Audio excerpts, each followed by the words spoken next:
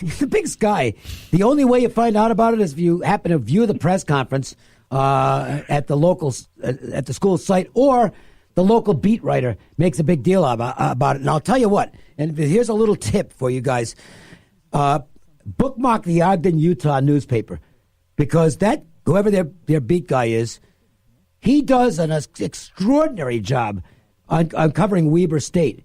And Randy Ray is one of those coaches who will come out and he's very frank after bad games sometimes, and it's like you can circle this. Weber State's going to come out and play the next game and grab yourself winners. Anyways, that's one of the benefits of the smaller conferences. Is Big Sky playing this weekend? No. Who's playing this weekend? That was a segue into the big games that are taking place this weekend. And I guess it is kind of a segue from this standpoint. I don't really care what any of the coaches have to say here. This is a week where you're just going to handicap the games and forget about all that stuff, because everybody's going to be motivated and everybody's going to be ready to play, Brent. Yeah, if you can't get up for the Final Four, then you don't need to be playing college basketball. And that's nothing, that's, again, like you said, you don't have to worry about motivation here. You just have to worry about matchups, and I think matchups are the most important thing in both of these games. So let's talk about the matchups, and I want to throw this at you first. I lost last week betting against Michigan State, and part of the reason that it didn't work out was that Michigan State was a team that we saw had a propensity for, if they had a liability, it was turnovers. Mm-hmm. Well, they didn't turn it over at all last week. They won the turnovers in a big way against Duke, which I didn't expect going in. And I ended up, I ended up not playing that game because there was something else I didn't like. But I would have been on the wrong side of it had I played it. So how much of that is just what happened last week, or is it something that Izzo has fixed now that we're in the most important games of the year and you can't bank on Michigan State throwing the ball all over the place anymore? I think that's probably the case. I learned one thing a long time ago: never bet against Tom Izzo in the tournament, and I've stuck with that. Never ever. And it is never ever. I mean, I think the year he won the national championship, or maybe made it to the finals, and he had a bunch of nobodies. It wasn't like some years where he's got NBA talent, and I kept thinking, well, they're not that good. And they just made this run. I mean, it's kind of like Jim Boeheim does at Syracuse every now and then. I still remember. This is going back a few years, but I think it might have been this particular season you're talking about. And the Stardust was still open at that time, and we were doing the Stardust line, and Jerry Tarkanian stopped in. So we asked Tark, okay, what's your Final Four? And he's got Michigan State in his Final Four and winning it all. And I'm looking at him like, Michigan State? I mean, you do know that they're not that good this year, right, Tark? He says, don't worry, they're going to be really good now. And they won the whole thing, okay? That's 2000. It's got to be 2000. That sounds about right. And, I mean, I never looked at Michigan State this year. And believe me, I've got all the regard in the world for Izzo, but I didn't look at this team and say, boy, there's a slam dunk Final Four for you. I thought, good team, NCAA caliber team, but they'll get knocked out somewhere. And here they are. And now I'm just flat out, I'm afraid of them at this point. Yeah, that's the same with me. I mean, I'm really impressed with Texas Tech. They really turned it on when they, late in the season, their offense really picked it up. And, I mean, they've been lights out. And I think they're playing just great. And I can't play them because I just have so much respect for Michigan State or really Tom Izzo. I mean, it just some of these veteran coaches, like I said, Boeheim has done it with I thought marginal talent, and now he's got Izzo doing it again. I mean, Cassius Winston is great, best point guard in the country. Everybody else is pretty much a role player. I mean, Nick Ward has his moments down low, but this is not an all-star team by any stretch. And here they are, and they just beat the all-star team, Duke. And I just, as much as I like Texas Tech and what Chris Beard has done and how well they're playing, I'm not going to bet against Michigan State. I mean, that's just, it's a rule that has really served me well, not only this year, but in years past. I mean, they just, for whatever reason, Tom Izzo knows how to coach this in this tournament, and I think this is one of his better jobs because, like I said, Winston's great. Other than that, they've got some guys that are decent, but none of them are going to go to the NBA. Well, here's my question for you, Brent, because this is it really kind of stands out to me because at Michigan State they have one player on the team with Final Four experience, Goins, who didn't play as a walk-on when he was a freshman. So it's not like one team's got a ton of Final Four experience and the other one doesn't.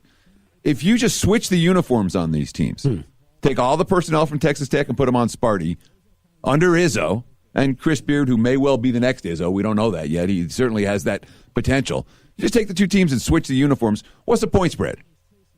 I think it's the same. Exactly. It's Izzo minus 2.5. Bingo. I mean, that's the whole thing with the Sparty getting a point spread value. You're laying a premium on Michigan State, and it may not be. It's a point and a half, 2 points, whatever you want to call it. But you're laying something to get the Michigan State brand and Tom Izzo in this ballgame. So can Texas? What does Texas Tech have to do to beat this team? And I know that sounds like a dumb question because the line's as short as it is. I suppose the obvious answer is don't turn it over and shoot it well.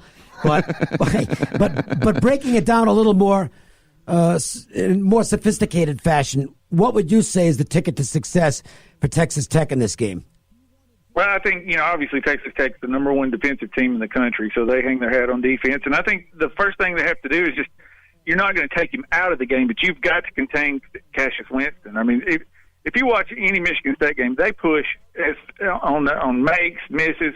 They're over the timeline at half court probably as quick as any team in the country. That doesn't mean they're going to go down and throw up a wild shot, but if you give them a lane, they're going to shoot a layup or an open three. But if not, they may run 27 seconds off the clock. But first of all, you've got to contain him.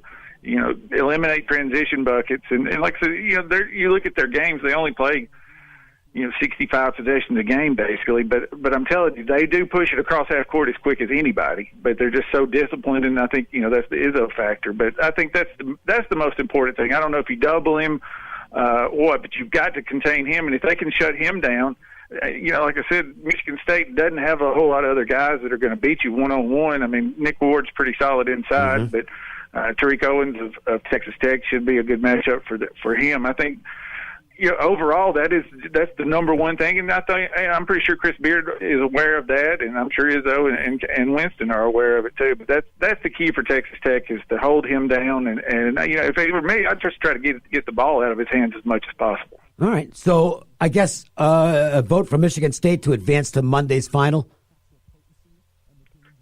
Just only because it's Tom Izzo. I mean, like I said, I'm not. I just can't bet against Texas Tech right now, but I can't bet against Izzo, and there are other games that I can bet. Yeah, and one of them is Auburn and Virginia, and it's really interesting to see what's happening from a betting dynamic out here, where Auburn has become the darling of the public at this point. How could they not be? They're a great storyline. They beat Kansas. Yep. North Carolina and Kentucky in back-to-back-to-back games. That's how you get to be a public darling. And Bruce Pearl's kind of a guy that even if you don't like him, you like him. And everybody knows him. Yep. He's a name coach, as opposed to Tony Bennett, who's not there yet. Plus, they lose a guy, and they replace him. A Purifoy, who's a veteran, steps in and does a good job. But now they're facing this thoroughbred, Virginia, which is the best defensive team in the country, which is finally getting rid of that image that they couldn't win a big basketball game. And, I look at this thing and how does Virginia not win this basketball game? So how do they not win this game? They don't win if Auburn shoots the ball like they did in round 2 and round 3. I mean, if Auburn hits 15 threes, that's the way that Virginia loses. But we saw Auburn. I was really impressed with Auburn in the last game against Kentucky. I mean, Kentucky said, all right, you're not going to hit 15 threes against us. And Auburn started out, they missed a few open ones, but Kentucky was really pressing on the threes, and Auburn, about 5 minutes before halftime, they said, okay, well, we'll just drive. And yep. That was the game. I mean, Jared Harper was tremendous in the second half. Bryce Brown was tremendous in the second half. Those two guys are just, I've watched them for the last 2 years. I mean, I don't think there's a quicker backcourt in the country. They both shoot the ball well. They're both smart. I mean, they're a solid backcourt. And, they won the game for them against Kentucky, but it's going to be a little difficult to do the same thing against Virginia. I mean, Virginia plays pack line defense, so you're not going to get in the lane. And if you watch Virginia games, there are games where teams have open threes, and it seemed like even the open ones didn't go in against Virginia. Their opponents only shot 28% from three for the year, but in the tournament, their opponents have shot 39% from three. So I think some of it had to do with not really luck, but I think what happens against Virginia. I read an article, I think it was last week, and I can't remember who the coach was, but he they put so much. You hear about how good Virginia's defense is. You wind up putting so much pressure on yourself. We've got to score. I'm open. I've got to make it. And I think that that pressure that you add, knowing you're playing against Virginia and you're not going to get many looks and whatever, and I think that adds something to it. And I think that's. But again, that's what we're talking about. If Auburn's going to win, they're going to have to hit 15 threes.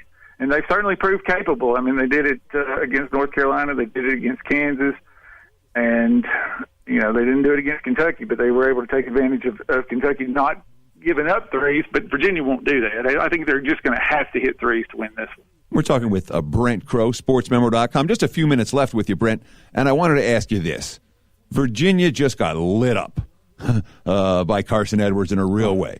And throughout this tournament, we've seen this Cavs defense probably show more vulnerability than at any point during the regular season, with the exception of the game where Duke sliced them up. The vaunted pack line defense has been allowing opponents open threes and allowing opponents good looks near the hoop. Do you think that's a little bit of randomness there, or do you think that maybe Virginia's defense and the Cavs team that hasn't really played a complete game here in the tournament, that maybe it doesn't come here on Saturday either? I think there's some randomness to it. I mean, like I said, for the season they allowed 28%. I mean, that's pretty solid. And then, Carson Edwards was just phenomenal the entire tournament. Where he hit 10 threes against Virginia. Some of them were just crazy. Of course, he didn't bank one in, and had some others with guys in his face. But I mean, I think Virginia's going to win the game. I've been pulling for Auburn all year. I think, like you're talking about, they're a great story. They have so much personality, from starting with Bruce Pearl, and they're fun to watch. But I think, this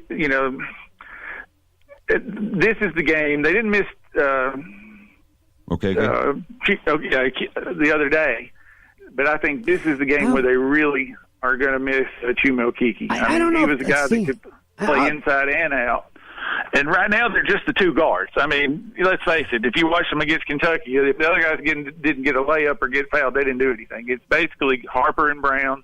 And I think Virginia's, they're certainly aware of that. And I think they're not going to allow them to run wild like Kentucky did. And I was kind of surprised that Kentucky never made that adjustment. I'll give you one. I don't know. I'm not saying Purifoy is at the same level, but he's a real veteran. I mean, he's been there forever.